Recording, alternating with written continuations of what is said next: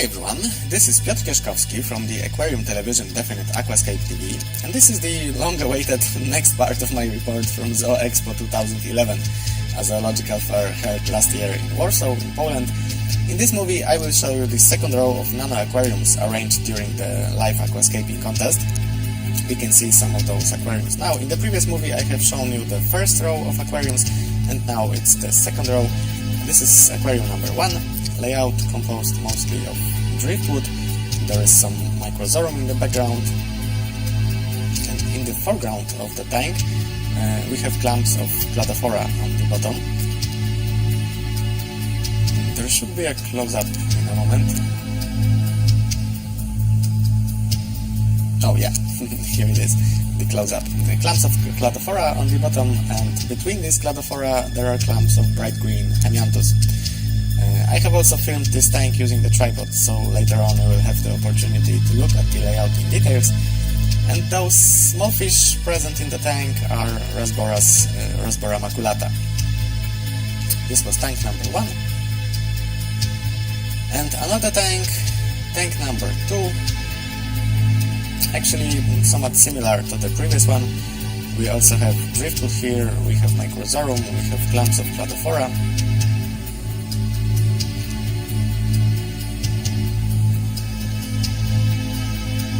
Oh, here they are, sorry. This dark green lawn covered partially by sand. All this is made of cladophora.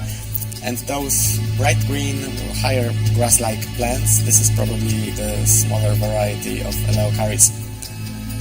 There are also some, well, let's wait a little bit, oh yeah, there are also some nice rocks in the background, rocks with an interesting texture.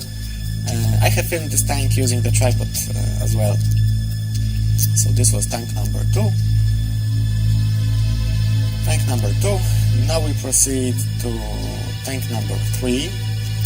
There are also some rocks here, although they are more edgy, more sharp. Comparing to the rocks in the previous tanks, we have some Cryptocorynes here and also some Rasboras. I wasn't sure if those were the lamp-chop Rasboras, Trigonostigma espei. I thought that they might be some other Rasboras from the group of species similar to harlequin Rasboras, but luckily some reinforcements have arrived. Yeah, this is Sebastian from Upper Silesian Association of Aquarists, and it turned out that Sebastian arranged this aquarium, and he explained that those Rasboras were indeed Trigonostigma espei. Some anubias in the front, some Cryptocorynes, some rocks, sand of 2 colors, and the white sand between the rocks resembles the bed of a stream in the mountains. So this was the tank number 3, made by Sebastian from Upper Silesia, and now we have tank number 4. Tank number 4 with dark substrate, but the layout is composed mostly of bright colors. By the way, the water was very clear in this tank. A very nice aquarium in general, nice colors, lots of bright green plants. And those 3 male guppies, they suited very well for all those bright plants. Just below the water surface there is some bulbitis attached to the driftwood, and those bright green clumps are Micranthemum brosum. This stamped plant in the back is the Dipus andra, and in the middle we have Minipelia ricardia canadrifolia, and here on the left side is a small anubias. It's worth mentioning that those colorful guppies are perfect fish for such bright green layouts, because they are not disturbed by the bright light, and they do very well in usually quite hard tap water. So guppies are very good ornamental fish for such exhibition aquariums. So this was the layout number 4. And now we proceed to the layout number 5, with the whole bottom planted with cladophora, or well, better to say covered with cladophora, as this species of plant cannot be planted actually. We also have single clumps of Eleucharis here. This is this grass-like plant, and again we have a show of Rasboras. This time I think they are the harlequin Rasboras, and in the middle of the bottom there is a single piece of driftwood. The tank number 5. Now we go to the tank number 6. Yeah, now we can see clearly that this is the tank number 6. Yeah, the layout number 6. Layout is slightly similar to those layouts which we have seen in the beginning of this row of nanoaquariums.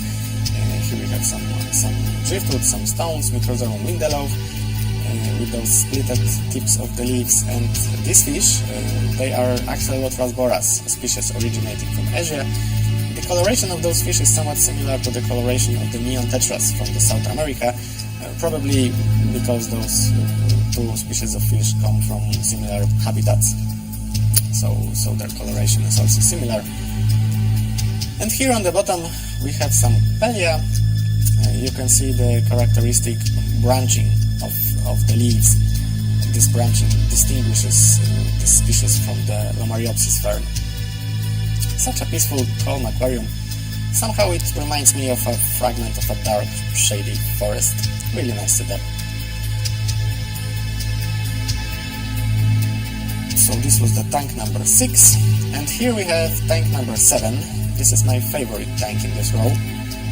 I have filmed this aquarium using the tripod, so later on you will have the opportunity to take a closer look on the details of this layout. Very nice dark green composition. A lot of mosses were used here. Right in the middle, this dark green clump. I'm not sure if it was Christmas moss or Taiwan moss. I have asked some aquarists who know more than me about planted aquariums, but they were not sure about this moss either. Next to this big clump on the left side, oh here it is, we have another moss. This is Fontinalis species giant, the bigger species of moss, and here on the far left side is a clump of Minipelia, and we have also a small shrimp doing some sightseeing here. Actually, the shrimps were quite abundant in this tank. Here is another Minipelia. And in the back left corner of the tank, we have again a lot of Minipelia. Yeah, back left corner. Because there is a long piece of driftwood. A long piece of driftwood which is fully covered by Minipelia. It creates a really nice and original effect. Driftwood covered with Minipelia. And here in the back of the tank, those leaves, this is Microzorum fern. I think it's the variety with narrow leaves, Microzorum narrow leaf. Altogether, a very nice dark green layout with a sort of a, well, mysterious feel. This was the layout of the tank number 7. Now we proceed to the tank number 8, which for a change is kept in rather reddish colors. Here we have a group of plants concentrated in the middle of the tank, arranged around some pieces of driftwood, and this driftwood is sticking out above the water surface. Above the water level, now we can see it. There are also some small pieces of stones on the bottom between the plants. I think those stones are Ada dragon stones, which suit very well for those reddish plants. Altogether, this tank made a very good contrast with the previous dark green aquarium. So this was the layout number 8, and now we go to the layout number 9. Layout number 9, which is for a change rather bright green. Bright sand, bright green plants, those large oval-shaped and flat leaves on the left side. This is some species of Hydrocotyle, I think, and these small fish, I think they were Hangers rasboras. A lot of Hangers rasboras. This was the layout number 9. And now the time has come for the layout number 10, which I think was supposed to be arranged as blackwater aquarium, hence the presence of the oak leaves and the older cones. However, those guppies here, I think they are the Endler's guppies, and this species does not originate from the blackwater habitat of South America.